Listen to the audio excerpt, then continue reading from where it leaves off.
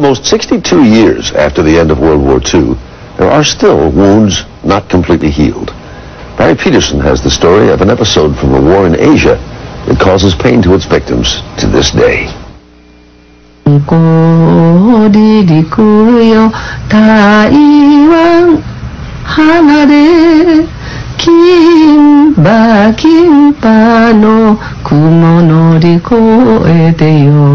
Virginia Villarama was 14.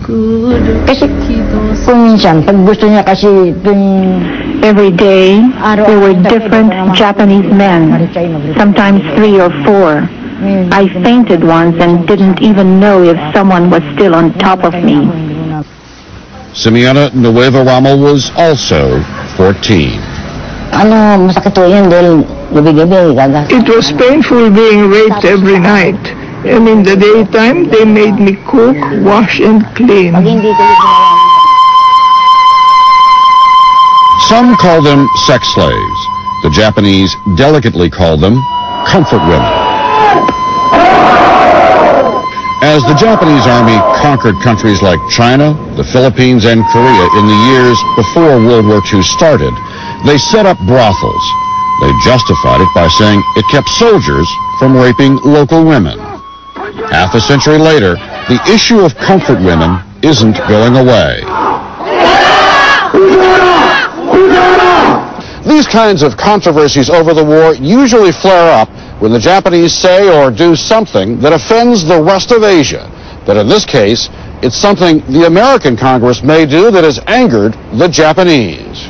Euphemistically known as comfort women, these violated women, mostly Korean, Chinese, and Filipino, but include Dutch women as well, have too long been denied their dignity and their honor. California Congressman Mike Honda is a Japanese American who, as a child, was interned in U.S. camps during World War II.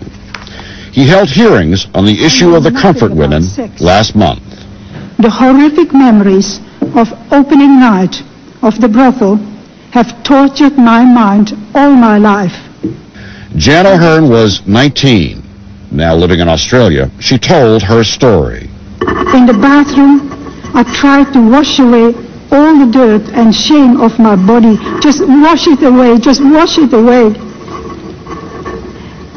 But the night was not over yet.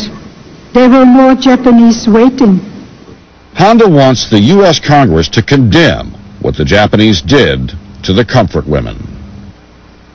Individual political leaders in Japan have made their contrite apologies, also recognizing that something had happened to them, but it's not sufficient because it's not formal. The reaction of Japan's Prime Minister to the U.S. hearings?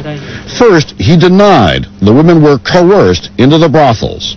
Then, after a firestorm of criticism, he said maybe some were coerced, but not by the military, only by private agents setting up the brothels. And finally, he settled on promising a government investigation. Yet his comments were tame compared to ruling party leader Noriaki Nakayama, who told us the women were hired by private contractors and were providing a basic service. I'm sure that in American universities too, you have food distributors coming into schools to provide the students with lunches and coffee. It's like the universities providing the place for the distributors, and it is up to them to hire the staffs and get the material. But ruling party leader Noriaki Nakayama says it's important to consider the time. Japan caused atrocities. It was a war. What's more, he argues, the comfort women were well compensated. They were making 100 times more than the soldiers. That signifies how much money could be made out of this business. And his is the view increasingly taught to Japan's school children, as Japanese leaders cleanse textbooks of references that suggest the military forced women into prostitution.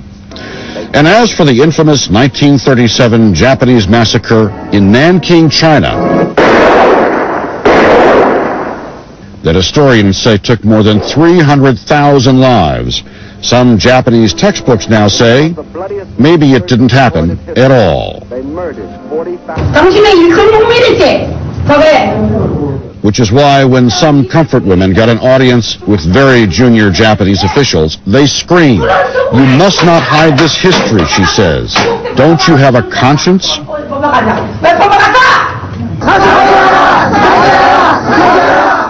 Every week, the comfort women who can protest in South Korea outside the Japanese embassy. Their voices are old now, but they will not be still.